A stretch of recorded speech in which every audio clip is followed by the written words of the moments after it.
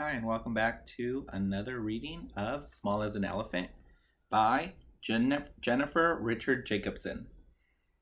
In our last chapter, we saw that Jack is collecting cans and bottles so he can redeem them for some change to have enough money to get himself a little bit of breakfast.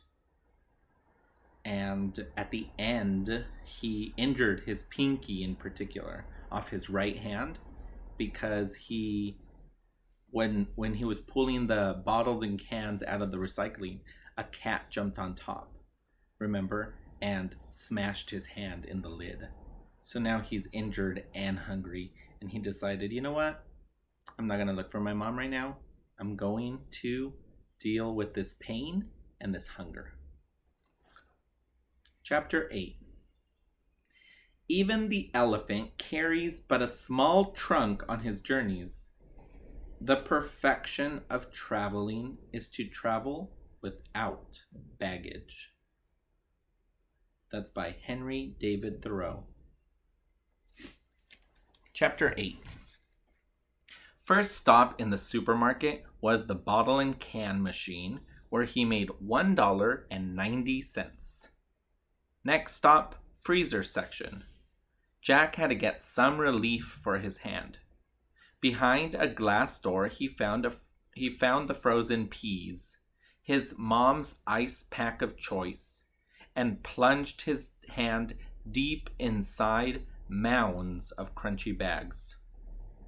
Fortunately, it was still fairly early, and most of the shoppers were more interested in coffee than frozen vegetables. He left his hand in as long as he could stand the cold, and then pulled it out. It helped, but he'd hardly made it to the frozen pizza before his pinky started throbbing again, so he slid it into another freezer case. This was how Jack moved up and down the aisles, clinging to frozen orange juice, wrapping his fingers around pints of ice cream, even yogurt cups, which were not frozen but cool to the touch, and they provided relief as well. He considered spending his money on a bag of ice or even on some Advil, but he knew that the ocean was close by and he'd be able to give his finger a long soak if the pain didn't go away soon. Instead, he chose trail mix and a bottle of water. The two items had taken all but 20 cents of his money. Sure, there was a water fountain in the store, but he was, once again, really thirsty. He figured he could keep the bottle and fill it up in restrooms, making this the very last time he would have to purchase a drink. As for the trail mix, he'd be careful this time, eating only small amounts as needed. Easier said than done, he thought as he devoured his first handful. Sitting on a sunny wooden bench, he'd found sandwiched between the shopping carts and a bike rack, right around the corner from the entrance to the store. He looked out at the parking lot and made himself eat one peanut, one cranberry, and one sunflower seed at a time. Only when he'd chewed what he had in his mouth completely did he allow himself to put his hand back in the bag. But his hunger was insatiable, and eating took his mind off his finger. I'll find more bottles and cans, he told himself as he tilted the bag and poured the last remaining seeds into his mouth. Or better yet, I'll find Mom. He hadn't asked anyone in the supermarket if they'd seen his mom. The store was much bigger than he'd imagined, just like the island. Asking something silly, futile. Instead, he'd search for his mother the way he searched for information on anything at all back home. He'd find a computer, Google his mother's name, and see what came up. An article mentioning an accident, say. He just needed to find a computer. The library, he suddenly thought. He could go to the library he'd passed the night before. Infused with new energy, Jack backtracked in that direction, avoiding Roberts Avenue, where he'd stolen the cans and bottles. Another thought struck him. He could leave a message for his mom online. He'd write it on her YouTube page. Tell her that he was at Bar Harbor. Maybe even set a time and place to meet. It was such an obvious solution to the no cell phone problem. Why hadn't he thought of it before? Sure, she was probably a little crazed at the moment and might not have access to a computer, but who knew?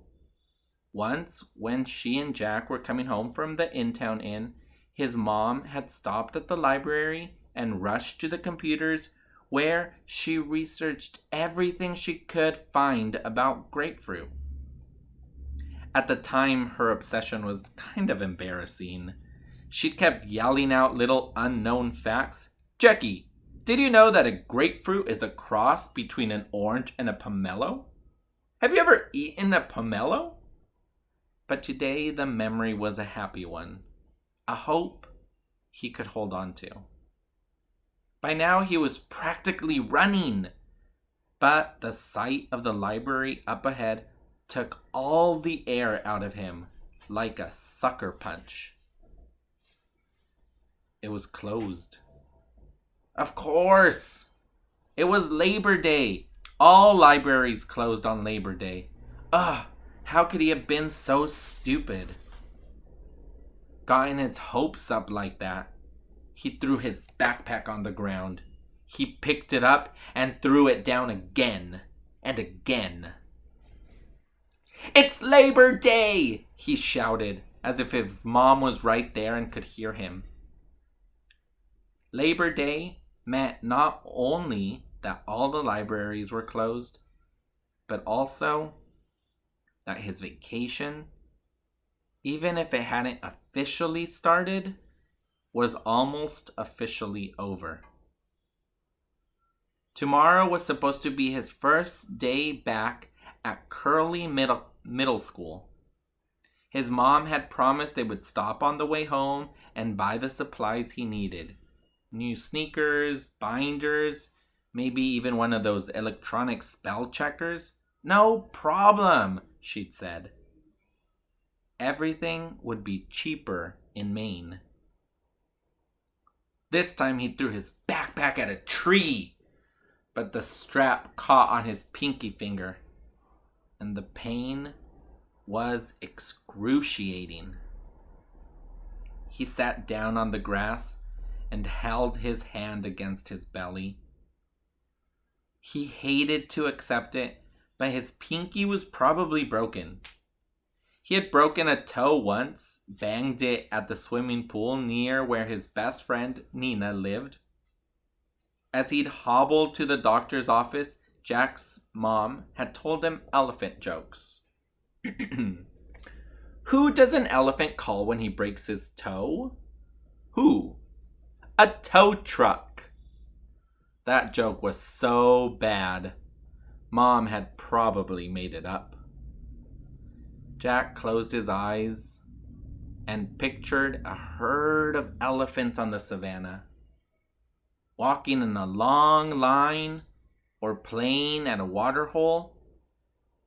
Why hadn't he been born an elephant?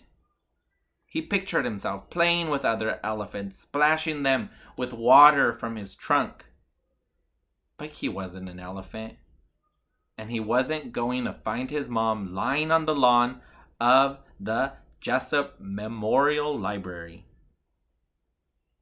Dragging himself back to the town center, Jack recalled that Bar Harbor had lots of other types of shops and restaurants his mother would like, which again made him hopeful.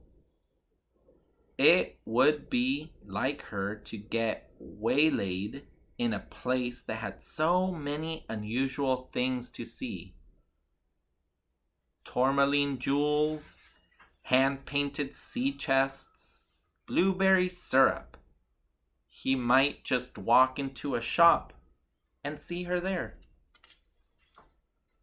Jack knew that it wasn't supposed to be this way, that a mother wasn't supposed to go off without telling her kid, and that her kid wasn't supposed to be able to walk into a store and find her there coincidentally.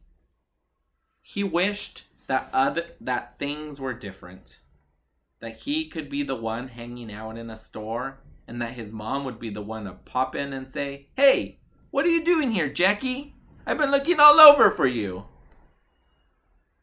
Once, Nina had asked him why he was alone so much, and he tried to tell her about his mom's pinwheel times, how sometimes the air felt so still to her, like there wasn't any oxygen or breezes to be found.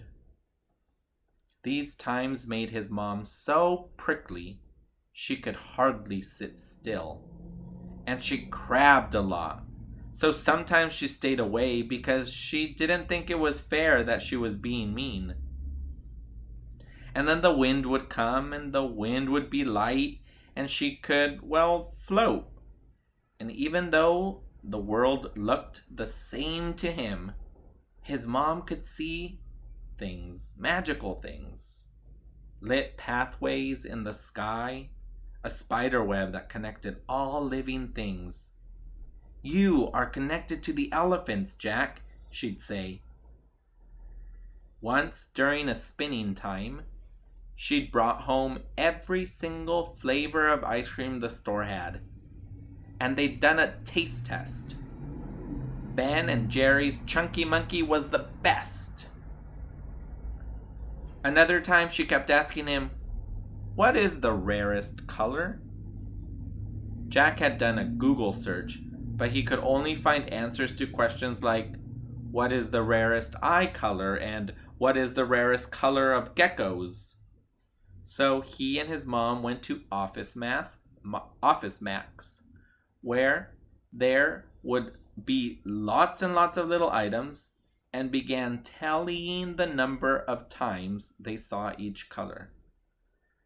The non-colors, like black, white, and gray, were everywhere. Fuchsia and lime green were kind of rare. But the rarest of all was a brownish purple his mother named Sunken Treasure. From then on, they had searched for objects that were this rare color, more red than blue, more brown than red. It was weird.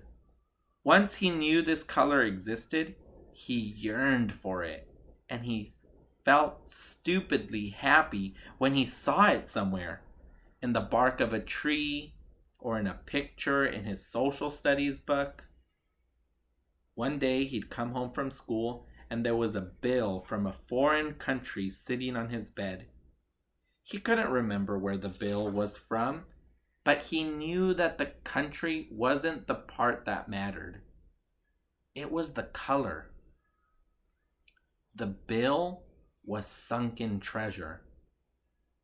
Only one other person in the whole wide world knew that. But Nina had said, "Why did she just leave the money on your bed? Why didn't she give it to you herself? Why does she have to stay away from the apartment so much?" And because she didn't understand, Jack didn't tell her anymore. And that is the end of chapter 8. I hope to see you guys again tomorrow for another chapter from our book, Small as an Elephant. Until then, good night, and I will see you in another video.